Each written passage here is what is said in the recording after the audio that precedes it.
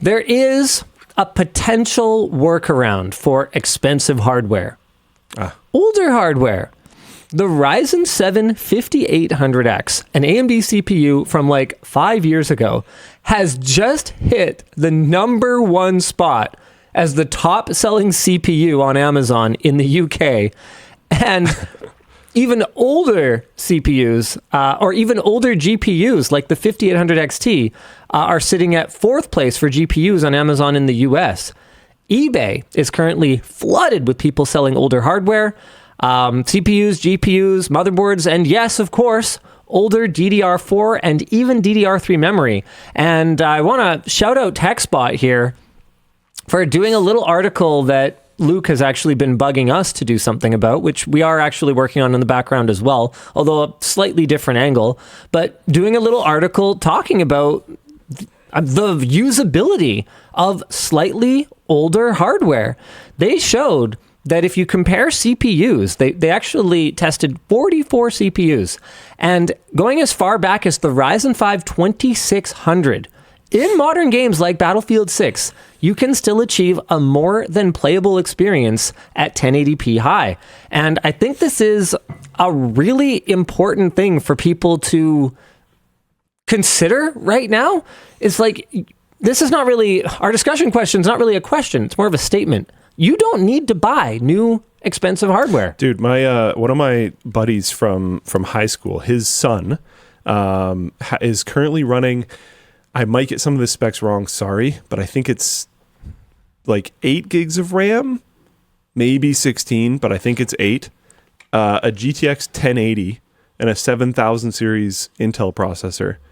And he plays whatever that Riot Games shooter is, Valorant, and Arc Raiders, and he was saying in Arc Raiders he was getting over 80 FPS. Just like, dude, these are ancient pieces of hardware at this point. The 1080 doesn't even have like official continual driver support, but like, I don't know, whatever. If it plays the game that you want to play at like 80 something FPS, why not?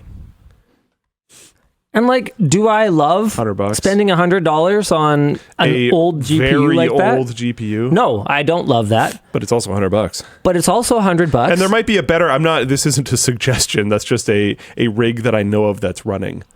Yeah, so, no, 100%. cool. And here's the thing too, is like, I can totally understand people not wanting, like being frustrated to hear, like, are you basically just, telling me that, $2 ought to be enough for a child? They don't need $10 or $20 or whatever that ridiculous thing was.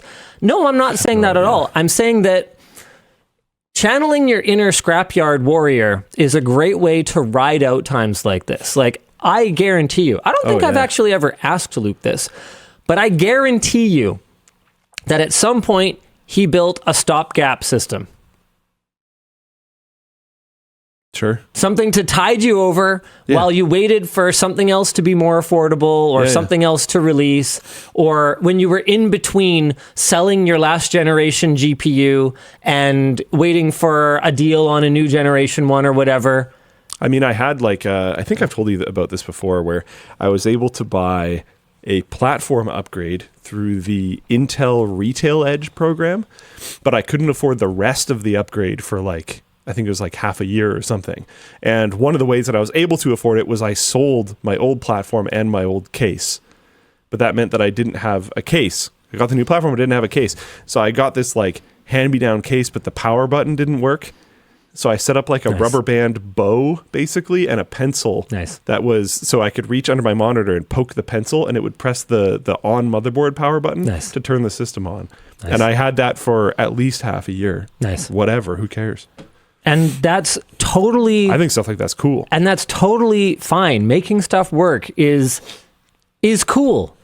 When did that not be... I thought it was fun. When did that not be cool? I almost always... For a long time there, I apparently don't build my own computers anymore, because the last two that I've had, either you or your kids have built. But actually last three, because there was a revision in that one case. So the last three, I mean, I had a little bit to deal with, the one in the middle, but still. But before then, I would always include one thing that was just like a weird solution, because I thought it was fun. Like there was one time I mounted my pump on a cutout piece of the mud flap of my old car to use as like sound deadening. So it was on this like rubber panel instead of a plastic panel in the case, because it made it was just quieter, and it worked, and it was awesome, and I like that part.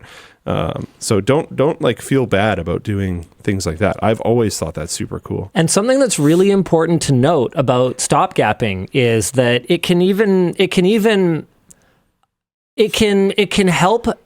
It might feel like, well, I'm buying something that is going to like go down in value and effectively like waste a bunch of my money instead of the thing I actually wanted. So I might be better off just getting the thing I wanted. But let me show you guys just some interesting math here, right? So a 1080 you can acquire pretty easily for about $100. And if you don't feel like paying shipping on it, don't pay $200 for one. Yeah, do not pay $200. If you don't feel like paying shipping on it, or you worry that something that you buy on eBay might not be working, Luke and I have both tested GPUs that we've purchased on local marketplaces live. Like, test it. Make sure that it actually works. Yeah. And the thing about an older GPU like this is that it's already gotten very low on its depreciation curve. Someone in Flowplane chat earlier said 1080s have been around $100 for years now. If we go back to like a GTX 780. Okay? Ooh. Here we go. Those are still like $45, $25, $70, whatever. That's a 2-generation older card, right? Like, wrap your brain around that. You could stopgap with this 1080 for 3 or 4 years, and it might lose another $50 to $75 in value. Whereas if you could wait a year, or you could wait a year and a half on a current generation card, the second that gets replaced by something, I guarantee you that you will gain more by just delaying that purchase than you lost by acquiring that stopgap card and then just reselling it.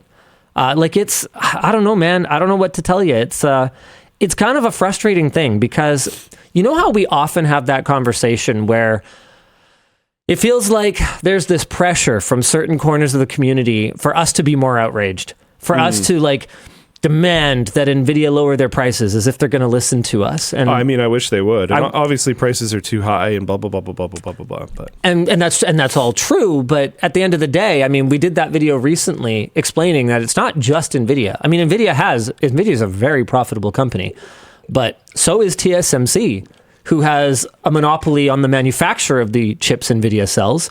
And for that matter, so is ASML, who has a monopoly on the machines that TSMC uses to manufacture the chips that NVIDIA sells. And monopolies abound. And you're talking in about the entire supply chain. Companies that are holding up nations. Yeah. When you get to that scale. And so it's one of those things where it's like, yeah, I could like demand that NVIDIA lower their pricing, but I don't have that influence. It's so ironic, right? Because influencer is right in my job title, and yet I can't influence companies to change their pricing. And our discussion question here is it frustrating that it seems to go the other way too? Because for over a decade, you and I have been going yabbity yabbity yabbity yakety yakety yakety yak at our audience. That is what we sound like. Going, hey guys, you don't have to buy a brand new one. The secondhand market exists. Making do with something scrappier is honorable and based. Scrapyard wars. And it doesn't even seem to mean anything. Does it? Some people get it though. Some people do get it. Every once in a while you'll see a post on the subreddit where someone's like, I did my own scrapyard wars and I came up with this or whatever. Those are big moments for me. I genuinely love that. This was one that was... You're never going to hit everybody. You know? I know. That's okay. This was one that was frustrating for me. This video bombed out of the gate. Like, it sucked. It's done okay in the longer term, which is heartening. It's whatever the opposite of disheartening is. I remember this having issues out the gate, though. I do remember But you know what? In spite of it having issues out of the gate, this video about, scrapyard warring, like a Facebook marketplace home theater setup for a fraction of the cost of even a crappy soundbar, did inspire multiple posts on the subreddit of people being like, I had no idea. This is so cool. I love my setup now. Thanks for inspiring this. That's awesome. That's why we do it. That's why we play the game. I loved it. I'm glad when people get the point. I also find that you learn a lot more about your craft. okay, I guess I'll concede that building computers is not quite as easy as adult Lego. But when it's all brand new out of the box stuff, it is a lot more simple. And you're often dealing with like configurators on websites that are telling you compatibility things off the hop, all the blah, blah, blah, blah, blah. When you're on the used market, you're trying to price min-max, and that often means mixing things together from different sellers in different areas and trying to make sure that everything's going to work, and trying to learn how to diagnose like on the spot if you can go visit somebody and be like, hey, can I bring a test bench to test this thing? I've done that a bunch. And learning what program you should run to try to verify if it's legit on the spot, all those different types of things. You're learning stuff about your craft, which is kind of like fun and cool. I have that old board, by the way. If you want to do, I don't know if you want to do a video on that or what, but the board one? with the wire repair, it's at my place right now. Okay, yeah, that's probably an interesting one. From Scrapyard Wars Season 4, there was a repair that, I mean, it goes above my head. I'm sure a bunch of people watching might understand, but I don't. There's a single wire that runs from one fan header to another fan header on a very specific pin on each, probably power. But if that wire isn't bridging those two fan headers, it doesn't work.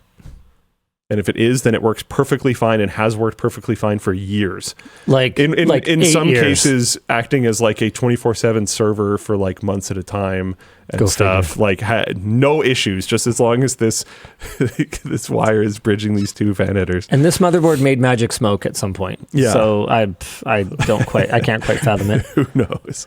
But stuff like that's awesome. Like that gets me way more jazzed up than like some random new motherboard. What's up? I can tell. Oh.